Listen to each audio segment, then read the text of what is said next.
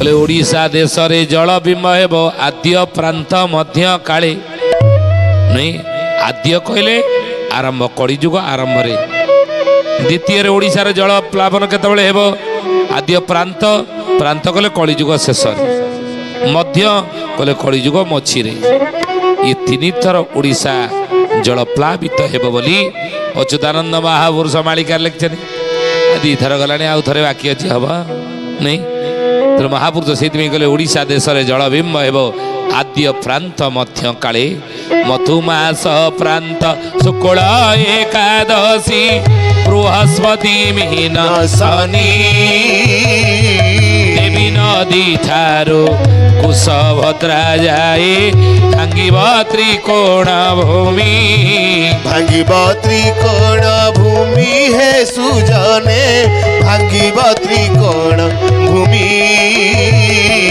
भांगिब त्रिकोण भूमि हे सुजने भांगिब त्रिकोण भूमि कले भांगिब त्रिकोण भूमि मधुमास प्रांत शुक्ल एकादशी बृहस्पति महापुरुष लिखते मीन शनि देवी नदी ठारू कुशभद्र जाए भांगिब त्रिकोण भूमि झाड़ बाड़ कहले कौन ना झाड़ जंगल रे सन्थ ऋषि मुनि ज्ञानी जन माने रहिबा को पसंद करती कहीं ना एकांत स्थान निर्जन स्थान कोलाहल पूर्ण सेटा न थाए यदि कोलाहल जोटी ना कहती भागवत अनेक लोक जही पीढ़ी रे उद्धव सेठारे उपजई कड़ी रे उद्धव राधे गोविंद गोविंद गोविंद हे उद्धव मधु गाड़ुछि मकरंद हे उद्धव ज्ञानी गुणी मंडली शुद्धि जानी अनेक लोक जही मिली सेठारे उपजई कली जोटी बहु लोकंर समागम हुए से कली उपजिबार संभावना रही अनेक रही प्रमाण कण ना आपण जड़ भरत प्रसंग पढ़ी हे ज्ञानी गुणी मंडली जदुराजा पचारे कहले हे महात्मा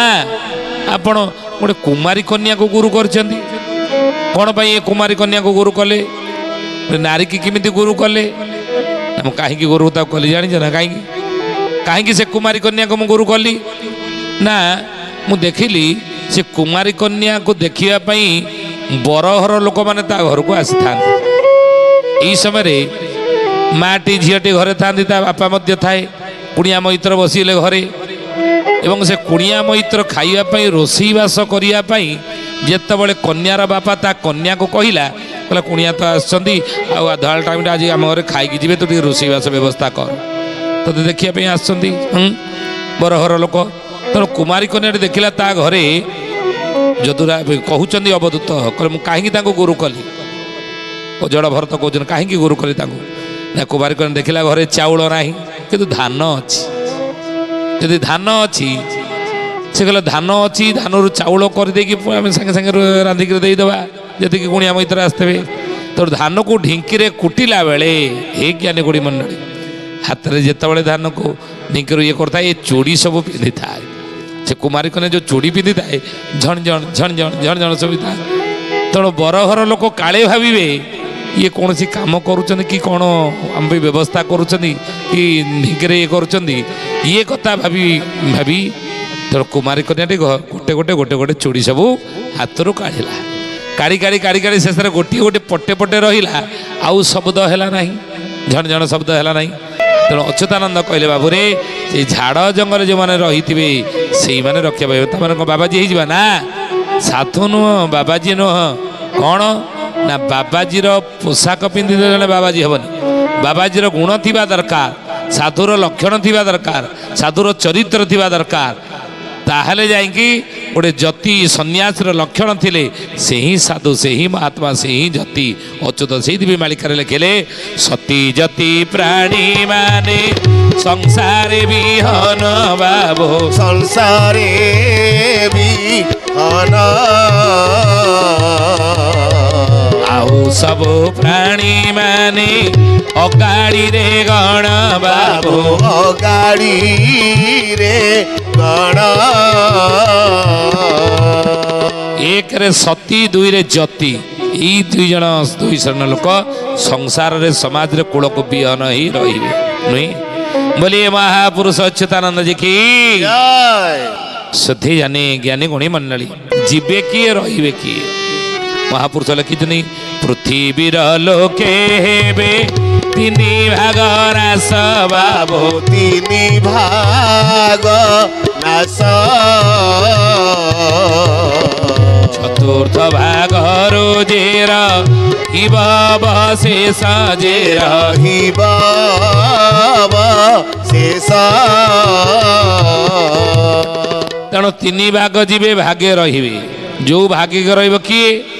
ସେ ଭାଗ୍ୟ ଲୋକ କିଏ ନା ସତୀ ଯତି ପ୍ରାଣୀ ମାନେ ସଂସାରେ ବିହନ ବାବୁ ସଂସାରେ ବି ଆଉ ସବୁ ପ୍ରାଣୀ ମାନେ ଅଗାଡ଼ିରେ ଗଣ ବାବୁ ଗାଡ଼ିରେ ଗଣ ଏକରେ ସତୀ ଦୁଇରେ ଯତି ଏଇ ମାନେ ସଂସାର ରହିବେ ଆଉ ସବୁ ଅଗାଡ଼ିରେ ଗଣ ତାର ଯତି କି ତେଣୁ ଯତି ବାବାଜୀ ସନ୍ନ୍ୟାସୀ ଆମେ କାହାକୁ ଆମେ କହିବା ନଖ ବାଳ ଛାଡ଼ି ଭାଲୁଏ କେତେ ତପି ହେଲେଣି ରତି ଛାଡ଼ି କେତେ ବଳଦ କାହିଁ ଯତି ହେଲେଣି ଛାଡ଼ି ଭିଡ଼ି କେଡ଼େ ଯୁବତୀ କାହିଁ ସତୀ ହେଲେଣି ଶୁଣ ତୋରେ ରାମଚନ୍ଦ୍ରରେ ଏ ଭଣ୍ଡଙ୍କ ଖାରେଣୀ ଏଇମାନଙ୍କୁ ଯତି କହିବା ସତୀ କହିବା ନା ଏ ଭଣ୍ଡଙ୍କ କାରେଣୀ ତାହେଲେ ଯତି ପ୍ରକୃତରେ କିଏ ମହାପୁରୁଷ ଲେଖିଲେ ଅଚ୍ୟୁତାନନ୍ଦ ପ୍ରକୃତି ଯତି କିଏ ସନ୍ନ୍ୟାସୀ କି ବାବାଜୀ କି ନା ସତ୍ୟ କହିବ ନିତ୍ୟ ତୁଣ୍ଡେରେ ଉଦ୍ଧବ ଶାନ୍ତିରେ ଥିବ ହୃଦ ପିଣ୍ଡେରେ ଉଦ୍ଧବ ରାଧେ ଗୋବିନ୍ଦ ଗୋବିନ୍ଦ ଗୋବିନ୍ଦ ହେ ଉଦ୍ଧବ ପଦୁ ଗଡ଼ୁଛି ମକରନ୍ଦ ହେ ଉଦ୍ଧବ ସତ୍ୟ କହିବ ନିତ୍ୟ ତୁଣ୍ଡେ ଶାନ୍ତିରେ ଥିବ ହୃଦ ପିଣ୍ଡେ ଆଉ ଦୟା କରିବ ଜୀବ ଠାରେ ରେ ଉଦ୍ଧବ କ୍ଷମା କରିବ ଦୋଷୀ ଠାରେ ରେ ଉଦ୍ଧବ ରାଧେ ଗୋବିନ୍ଦ ଗୋବିନ୍ଦ ଗୋବିନ୍ଦ ହେ ଉଦ୍ଧବ ପଦୁ ଗଳୁଛି ମକରନ୍ଦ ହେ ଉଦ୍ଧବ ତେଣୁ କ୍ଷମା କରିବ ଦୋଷୀଠାରେ ବୁଝିଲେ ସତ୍ୟ କହିବ ନିତ୍ୟ ତୁଣ୍ଡେ ଶାନ୍ତିରେ ଥିବ ହୃଦ ପିଣ୍ଡେ ଦୟା କରିବ ଜୀବଠାରେ କ୍ଷମା କରିବ ଦୋଷୀଠାରେ ଏ ଚାରି ଲକ୍ଷଣ ଯାହାର ରେ ଉଦ୍ଧବ ଯତି ବୋଲିବ ସେ ନରରେ ଉଦ୍ଧବ ରାଧେ ଗୋବିନ୍ଦ ଗୋବିନ୍ଦ ଗୋବିନ୍ଦ ହେ ଉଦ୍ଧବ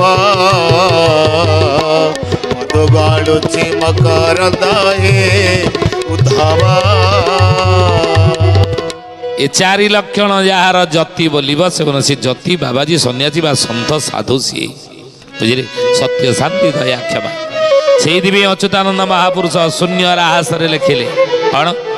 କହିଲେ ସତ୍ୟ ଶାନ୍ତି ଦୟା କ୍ଷମା ହିଁ ବାଟ ସତ୍ୟ ଶାନ୍ତି ଦୟା କ୍ଷମା ହି ବାଟ ଅହଙ୍କାର ତମ ଯେ ମାୟା ଖଣ୍ଟ ଅହଙ୍କାର ତମ ଯେ ମାୟା ଖଣ୍ଡ